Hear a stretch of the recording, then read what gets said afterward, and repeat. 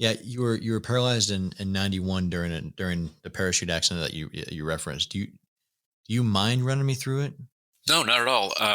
So this was May 21st of 1991, and we had a C-130 that we were going to be using all day. It wasn't just my platoon, but it was a handful of other platoons that needed to get some jumps in before we deployed. And I was in the first stick. Stick is made up of 8 jumpers, and I was the second guy out the door. We jump off the ramp off the back of the C-130, and the number 3 guy collided with me shortly after our chutes opened, and Oh, I discovered it was really my combat gear, my rucksack that was really wrapped up in his suspension line. So I I cut away the ruck, but it was too late. My main would not open. I went for my reserve, and I was already about a witnesses tell me in my line of duty investigation, it says I was about 150 to 200 feet, and that's just not enough time for the reserve to open. jeez. So um, Yeah. I landed feet first, but I do recall that in those last, 150 feet goes pretty quickly when you don't have a parachute. And I do recall thinking, this is it. I'm 26 years old, and I don't get to say goodbye to my family and those that I love. And it's a very lonely feeling when you think you're about to die. It's no matter how loud you yell, no one's gonna be there to help you.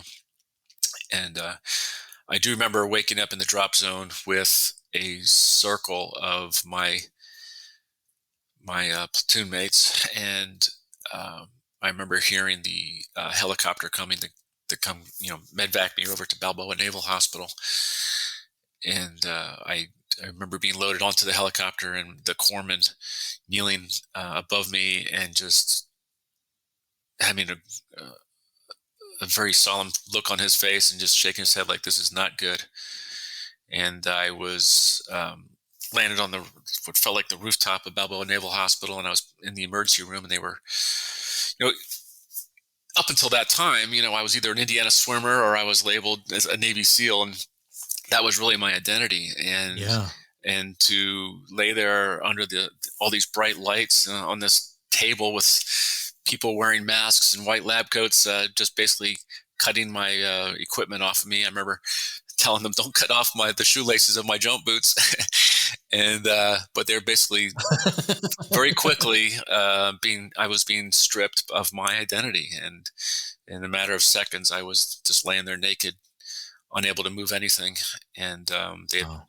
bolted this thing called a halo onto my head, and I was completely paralyzed. And the room went silent, and I felt like I was there alone. And I just thought about, what next. It was basically the chalkboard had been wiped clean, and I found myself in a state of limbo for the next couple of weeks.